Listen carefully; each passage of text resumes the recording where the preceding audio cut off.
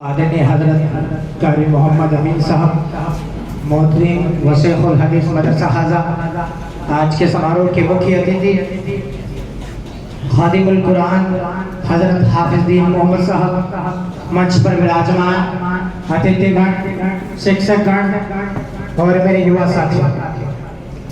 आज की तारीख देश के लिए एक यादगार तारीख।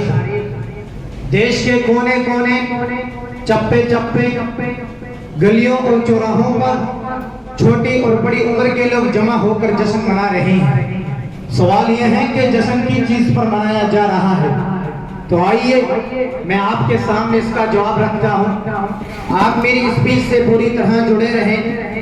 राम और गौतम, चिश्ती और नानक की ये पाक पवित्र धरती जहां हम बरसों से आबाद थे।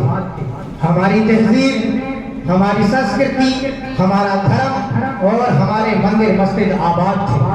महान भारत की एकता और अखंडता और देशवासियों का आपसी प्यार और भाईचारा दुनिया के लिए नमूना था। लेकिन कहावत मशहूर है कि हसीन और खूबसूरत चीज पर बुरी नजर लग ही जाया करती है। हमारे इस चमन पर भी बुरी नजरें उठने लगी सन 1498 में। वास्को डी गामा गोवा के साहिल से मुल्क हिंदुस्तान आया और फिर इंग्लिस्तान से लोग आकर आबाद होते गए। 16वीं शताब्दी खत्म होने तक उन्होंने एक बड़े आइडियल के लिए राय साफ कर दी। सन 1601 में मलिका एलिजाबेथ के हुक्म से तकरीबन 100 ताजरों ने 30,000 पौंड की लागत से ईस्ट इंडिया कंपनी की स्थापना की और लगभग 100 साल तक पूरा ध्यान बिजनेस पर रखा। फिर धीरे धीरे सरकारी सिस्टम में इंटरफेयर शुरू कर दिया। सन 1757 में सुजाउद्दौला के खिलाफ मैदान में आ उतरे, उसको शिकस्त देकर पूरी बंगाल पर कब्जा जमा लिया। सन 1947 तक बहुत सी लड़ाइयां हुई, जिसमें सैकड़ों नहीं, हजारों नहीं, बल्कि लाखों हिंदू मुस्लिम हिंदुस्तानी शहीद हुए। दास्तान बहुत दर्द भरी है। जो आंदोलनों के सया गुजर गए, उनकी मांग का सिंदूर किसी के इंतजार में फीका पड़ गया। बूढ़े माँ बाप जवान बेटों के इंतजार में है। मासूम बच्चे इंतजार कर रहे हैं कि बाबा खिलौना लेकर आएंगे। सियानियों बच्चों को इंतजार है कि बाबा गहना, जेवर और चूड़ियां लेकर आएंगे। लेकिन हाय, जिसका इंतजार हो रहा है वो अशफाकुल्लाह खान, वो भगत सिंह और उन जैसे ना जाने कितने देशभक्ति फांसी के फंदे पे चढ़े नजर आ रहे हैं। लेकिन फिर आखिर तन के गोरे मन के काले शातिर अफरंगी हमारी ललकार और उगार के सामने घुटने टेक कर 7 समुद्र पार चले जाने पर मजबूर हुए और यूं हमारा प्यारा चला, जिसके बारे में शायर कहता है, ऊंचे ऊंचे पर्वत उसके नीले नीले सागर, धरती जैसी फूट बही कि दूध की कच्ची गागर।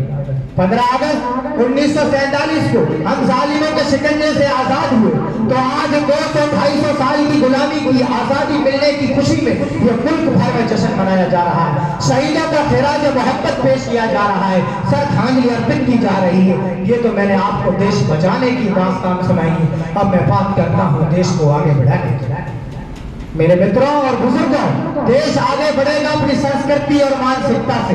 भारत के हजारों साल का इतिहास उठाकर देखो तो तुम्हें अंदाजा होगा कि उस खूबसूरत चमक की संस्कृति और तहजीब भी है कि ये प्यार का, मोहब्बत का, इतिहास का, करुणा का, क्षमा का, दया का और एकता का देश है। याद रखिए, हिंदुस्तान एक इमारत है। हिंदू, मुस्लिम, सिख, ईसाई इसके 4 स्तंभ है। अगर एक स्तंभ भी कमजोर हो जाए तो इमारत कमजोर हो जाती है। इसी तरह अगर एक कम्युनिटी कमजोर हो जाए तो देश कमजोर हो जाता है। फिर ये देश वो देश बाकी नहीं रहेगा जिसकी संस्कृति की वजह से दुनिया भर में मशहूर है।